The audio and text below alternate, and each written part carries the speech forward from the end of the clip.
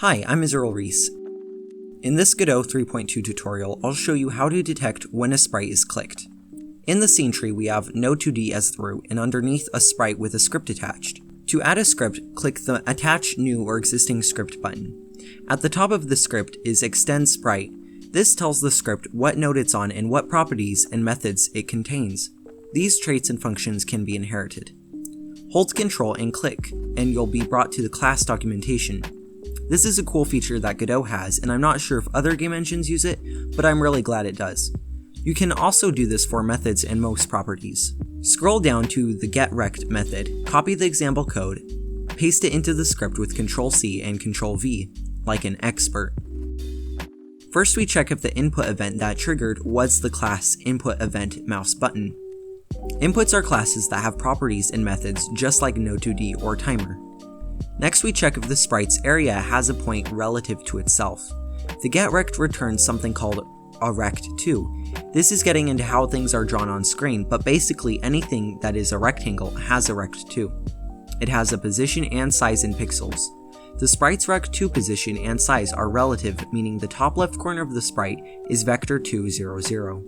HasPoint searches its position matrix, and if it has the position we give it, it returns true.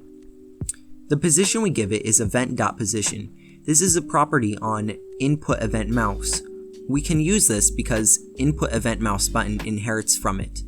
The mouse position is relative to the viewport, so we'll use toRelative to convert the mouse's origin to the sprite's position, as opposed to the viewport's position, which is always at the top left corner. If the position of the sprite is offset because of its parent position, then we will end up with some funky behavior. Even though we click on the sprite, the position we give, the hasPoint function, is completely off. To make what we're doing seem a little more interesting, let's change the color of the sprite. We can change the color of the sprite with the predefined colors in the color class.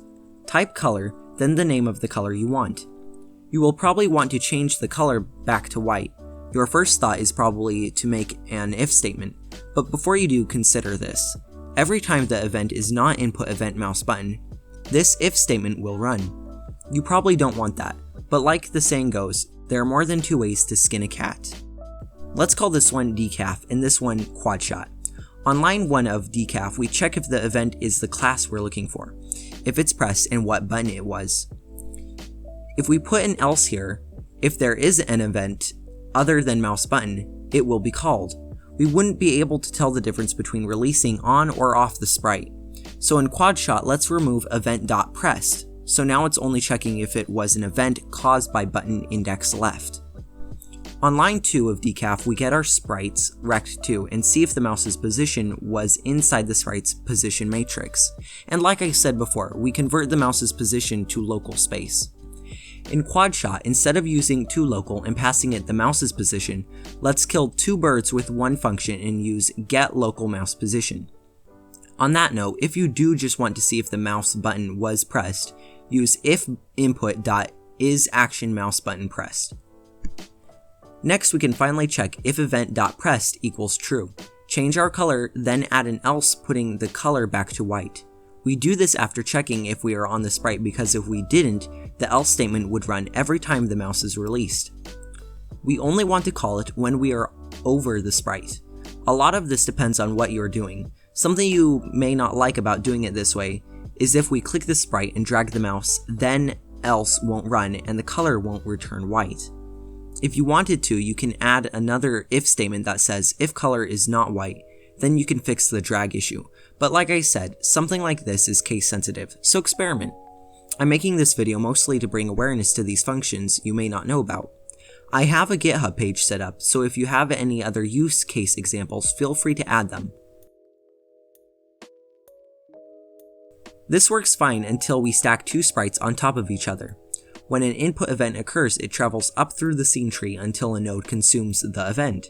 Since inputs are handled by the scene tree, type getTree.setInput as handled.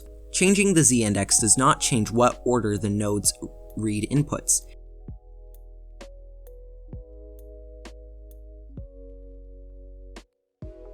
If you want to change what nodes are on top, change their tree order.